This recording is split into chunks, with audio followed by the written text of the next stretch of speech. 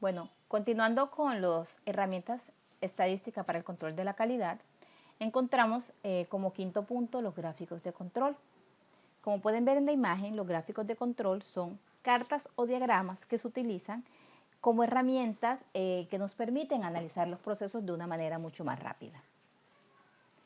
Como pueden ver en esta imagen, lo que me indica es que lo único constante en la vida es el cambio. Ustedes lo saben y son conscientes de que estamos permanentemente en cambios que nos obligan a adaptarnos a los procesos dados en las empresas. Como pueden ver, aquí hay un gráfico de control que lo que nos muestra es el comportamiento de unos datos, ¿sí?, en un plano cartesiano. Aquí estos puntos son datos o mediciones obtenidas de los procesos y hay unos límites superiores o límites y límites inferiores que van a ser las tolerancias o las líneas que nos van a demarcar el ritmo de un proceso y nos permite identificar si este proceso se encuentra bajo control estadístico o si está fuera de control y es necesario tomar acciones y medidas inmediatas. El mundo se caracteriza por su variabilidad. Por ejemplo, no todos los días, aunque hagamos el mismo recorrido, aunque utilicemos el mismo medio de transporte, no siempre se cumplen los tiempos o los tiempos son exactos. Entonces, siempre hay una variación natural en los procesos. El trabajo no siempre se hace durante el mismo tiempo. El porcentaje de artículos defectuosos de un lote es variable. La capacitación y la habilidad entre los trabajadores no es la misma. Cada cliente es diferente, cada trabajador es diferente. En las organizaciones constantemente se observan cambios o variaciones. Por ejemplo, de una semana a otra se pueden presentar cambios en las ventas o en el desempeño de los procesos. Como pueden ver en la pandemia, ¿qué pasó? Todas las empresas tenían unos estándares, ¿sí? Tenían unos números, unas cifras y vamos a darnos cuenta de que con la variación que hubo, pues ya los datos no son iguales. Las principales fallas de los directivos en una organización es que generalmente administran por reacción, de acuerdo con el resultado anterior y sin conocimiento de la variabilidad de mi proceso. Por eso es fundamental analizar la variabilidad de mi proceso para saber qué está en una variabilidad natural o qué está fuera de los datos y se atribuye a una causa atribuible o una causa que realmente me está afectando mi proceso de una manera que me lo va a sacar de control. Cuando administro basado en la reacción, es cuando hago ajustes al proceso cuando se sale de las especificaciones. Es decir, yo no controlo mi proceso, sino que cuando el proceso tiene fallas es que voy a hacer ajustes. De lo contrario, ni le presto atención.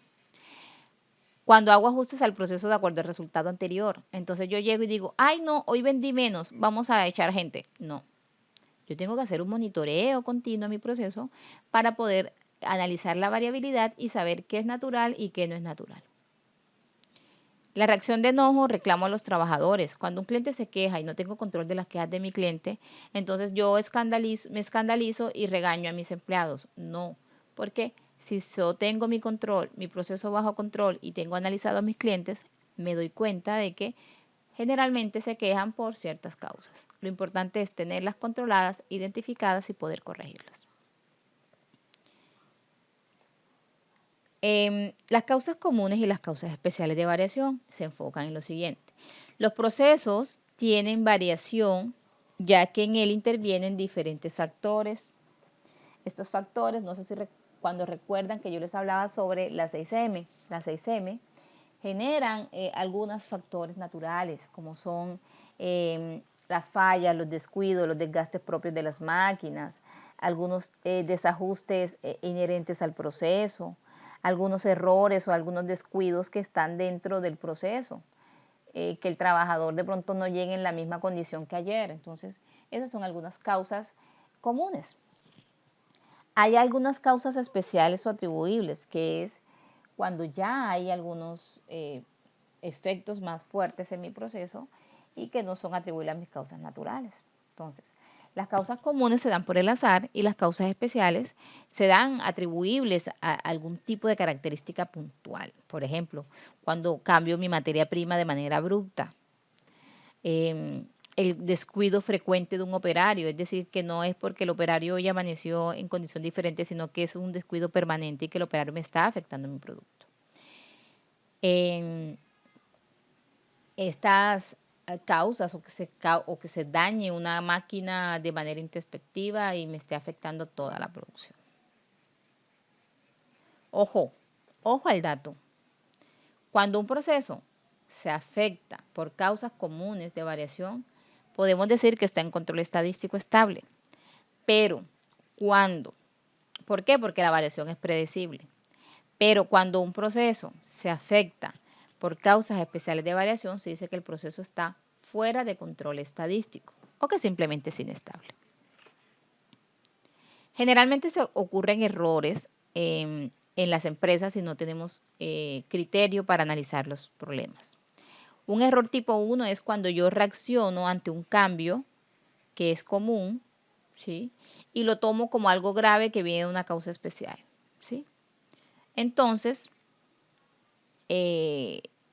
yo tomo el problema y digo que es algo que es común y yo creo que es algo gravísimo. O error tipo 2 es cuando hay cosas que vienen de causas comunes, ¿sí? Y son generados cuando yo digo que algo viene de algo normal y realmente hay una causa que está deteriorando el proceso de manera considerable. Entonces, siempre que voy a hacer una gráfica de control, tengo que tener en cuenta una línea central y una límite de control superior y una límite de control inferior. ¿Qué quiere decir esto? Que estadísticamente los procesos están determinados por esta curva de comportamiento normal, que es la curva de variación W. Entonces, cuando mi proceso está estas son las colas, cuando mi proceso pasa, se pierden, ¿sí? Se pierde el control del proceso. Entonces,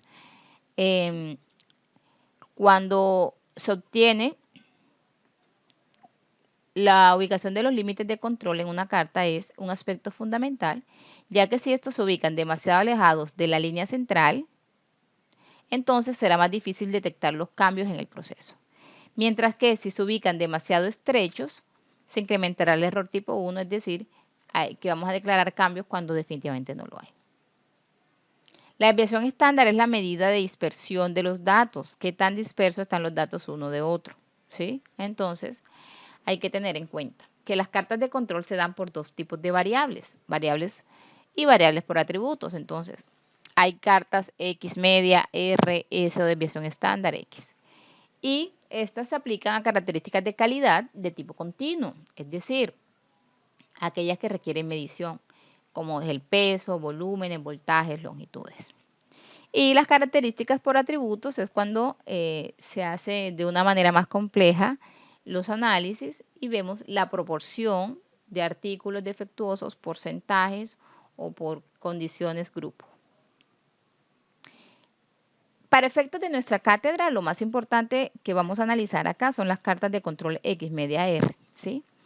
Esta se utiliza para procesos industriales que pueden ser de tipo masivo, en el sentido de que se producen muchos artículos y se manejan muchos componentes en un lapso pequeño de tiempo. Por ejemplo, líneas de ensamble, máquinas, empacadoras, procesos. Aquí utilizamos la carta de control XR.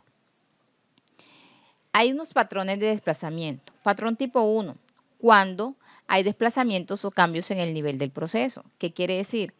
Cuando uno o más puntos se salen de los límites del control con una tendencia larga. Entonces, aquí se pueden dar cuenta que este es el límite central inferior, ¿sí?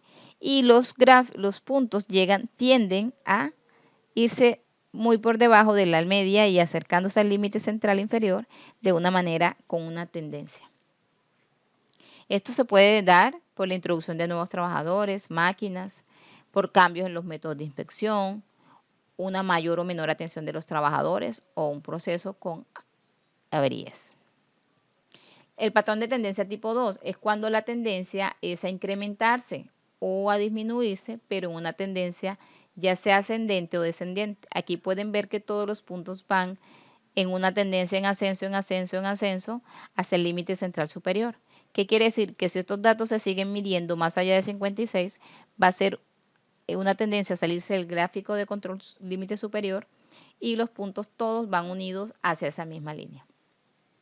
Se puede dar por el deterioro o desgaste de una máquina. Cuando tú tienes una máquina empieza a presentar averías y no la corriges, todos los productos se va averiando más, averiando más, averiando más y cuando van a ver se sale de los límites.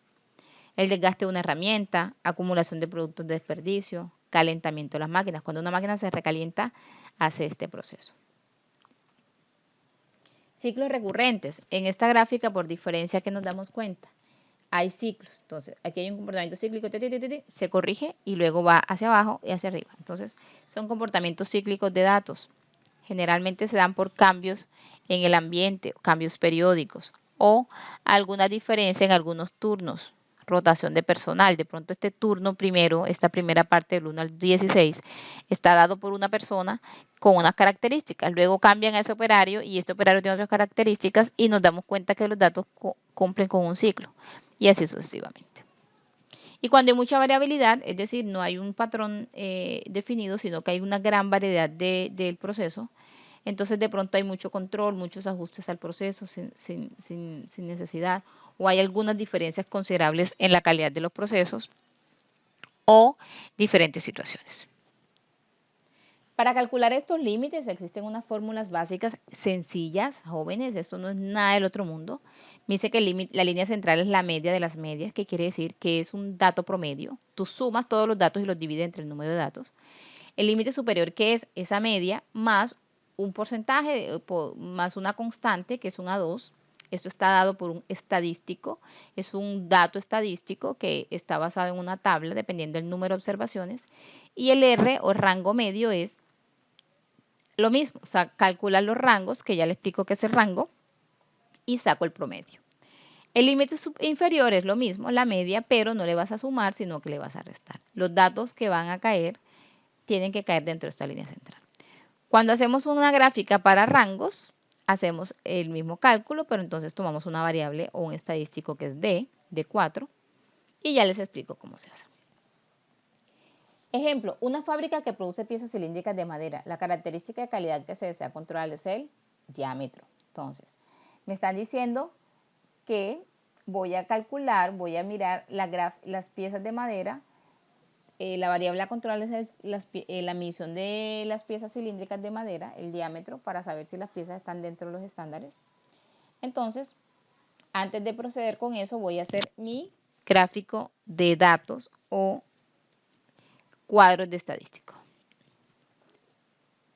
Entonces, para hacer este ejercicio, procederemos a obtener los datos en un Excel, ¿cierto? Yo organizo los datos en mi Excel, ¿sí? Tomo mi dato en Excel y me doy cuenta de que tengo los datos de las mediciones están acá. Entonces me dicen que voy a tomar dentro de mi proceso 20 muestras del 1 al 20 y que en cada muestra, en cada lote que le tomé muestra, tomé 1, 2, 3, 4 observaciones. ¿Qué quiere decir esto? Que por cada muestra tomada hice 4 mediciones. Entonces, en la muestra 1 hice 4 mediciones, en la muestra 2 4 mediciones, de ahí hasta abajo. ¿Qué me dice la fórmula? Que tengo que hallar el límite inferior, el límite central y el límite superior. ¿Qué debo saber? La media doble barra. Entonces, ¿qué tengo que hacer yo? Primero hallar la media de cada uno de los datos, ¿sí? Entonces, ¿cuál sería la media de X? Medio, 68 más 65 más 89 más 57 dividido, ¿sí? Sería 279. Entonces, ¿cuál es la media de estos datos? 269 dividido 1, 2, 3, 4 datos. O sea que la media es 69.75. Y si me voy hacia abajo, hago lo mismo con todos. Entonces, hallo la media de cada dato y luego hallo la media doble barra. ¿Qué es la media doble barra? Sumo todas las medias calculadas y las divido entre 20, que es el número de datos. Y la media doble barra me da 75,25. Si lo vemos en nuestro Excel, ¿qué hago? Autosuma. Entonces primero me voy aquí, ¿cierto? Borro este dato, me paro aquí, le coloco autosuma y sumo los datos que quiero. ¿Sí? Allí lo hallo. Lo mismo hago para cada uno de los datos. ¿Listo? Ahora voy a hallar la media. ¿Qué es la media? El valor de la suma de los datos dividido el número de datos. ¿Cuál es el número de datos? 4, porque tengo 4 observaciones. 1, 2, 3 y 4. Quiere decir que la media es 69.75. Lo mismo hago con todos los datos hacia abajo. Ahora, como ya tengo cada media, entonces voy a hallar la media de las medias. ¿Cuál sería? Sería la suma, ¿cierto?, de todos mis datos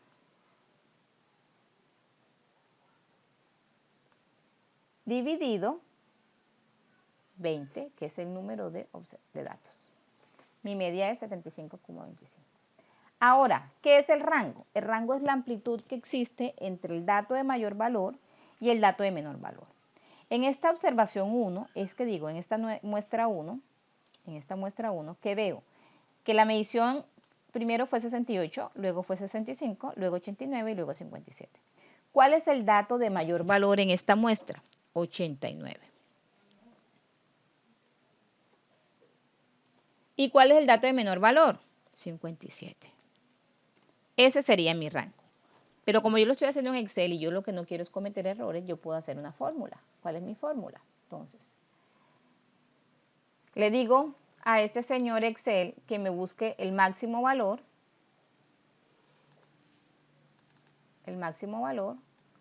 entre estos 4 datos.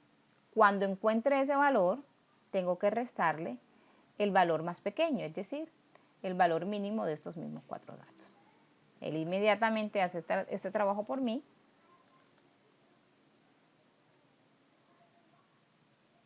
Y aquí me tiene que salir mi rango. Vamos a ver qué sucedió. Entonces,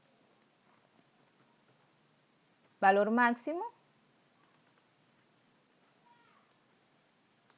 ¿Sí? Cuando hay el valor máximo, le resto el valor mínimo. ¿Cuál es el valor mínimo? El que él me busque en estos mismos 4 datos. Él allí me halla el rango. Entonces, esta fórmula se repite para todos los datos de ahí abajo. Una vez obtengo el rango, me dice la fórmula me dice que necesito el valor de la X media doble barra más A2 más R medio. Entonces, ya tengo X doble barra, que es 75.25, tengo A2, que ahora les digo cómo, y R medio, que es R medio, el rango medio. ¿Cuál es el rango medio? Lo mismo. Tendría que sumar todos los rangos obtenidos, en este caso, sumo todos los valores de R, y lo divido entre 20 datos. Ahí tengo el rango medio. Ahora voy a aplicar la fórmula. ¿Qué me dice a mí? Que tengo que tener un dato estadístico. Ese dato estadístico sale de una hoja de datos, que es esta. En los ejercicios siempre se las voy a dar. ¿De qué depende? De n, que es n minúscula, el número de observaciones. Si se pueden dar cuenta, en el ejercicio me dicen que tomaron 20 muestras, de las cuales tomaron 4 observaciones. Entonces, n mayúscula es igual a 20 y n minúscula es igual al número de observaciones. ¿Qué quiere decir? Que n es igual a 4. Me voy a las constantes, busco el valor de n igual a 4 y busco el valor que necesito. Necesito el valor de A2. Y aquí encuentro que A2 equivale a 0,729. Por lo tanto, el valor de A2 es 0,729 y ya hago la fórmula.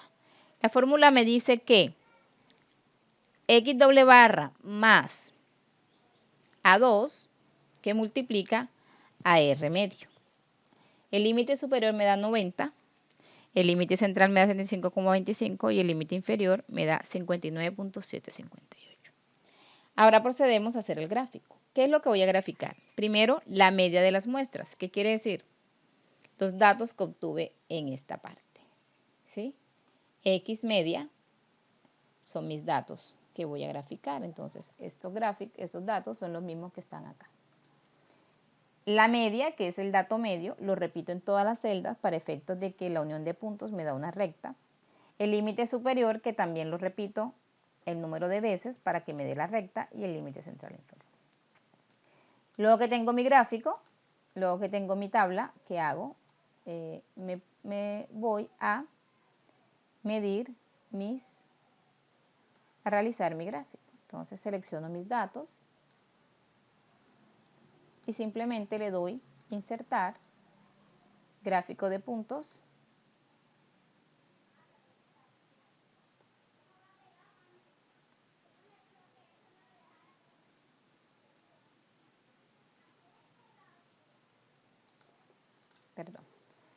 selecciono mis datos,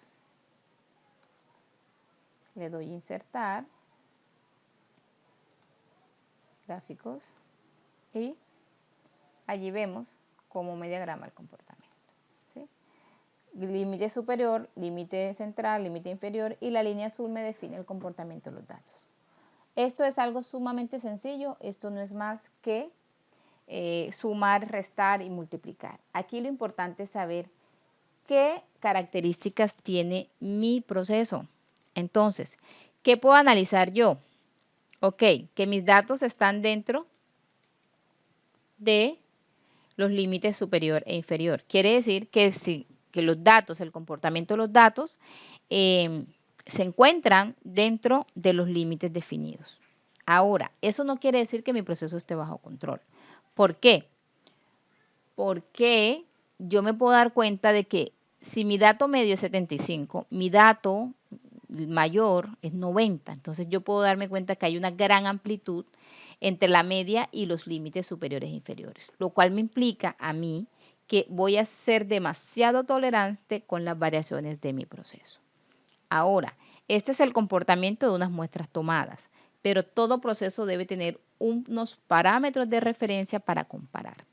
Si yo comparo este comportamiento, estos 20 datos, con un proceso estándar, con un indicador estándar, me podría decir si estoy dentro o no estoy dentro de los límites. A simple vista es un proceso que está controlado, sin embargo evidencio que hay una gran amplitud entre los límites superior e inferior, lo cual me implicaría a mí aceptar demasiadas variaciones dentro de mi proceso. Eso es lo que es el gráfico de control. Ahora, los diagramas de dispersión, como su palabra lo dice, son cartas o diagramas de control que nos permiten ver qué tanto se dispersan los datos frente a una media, ¿sí? Qué tanto oscilan o qué tanto, cómo se comporta. Hay una variable dependiente y una variable independiente. Entonces, siempre va a haber una correlación entre los datos. Puede haber una correlación positiva, una correlación negativa o sin correlación. Entonces, dependiendo del comportamiento de los datos, se hacen también los análisis para saber si la correlación de estos gráficos de dispersión son positivos, son negativos, y de acuerdo a esa tendencia poder determinar y tomar decisiones en el proceso. Entonces, esto era lo que les traía para la clase de hoy. Espero sea de su agrado.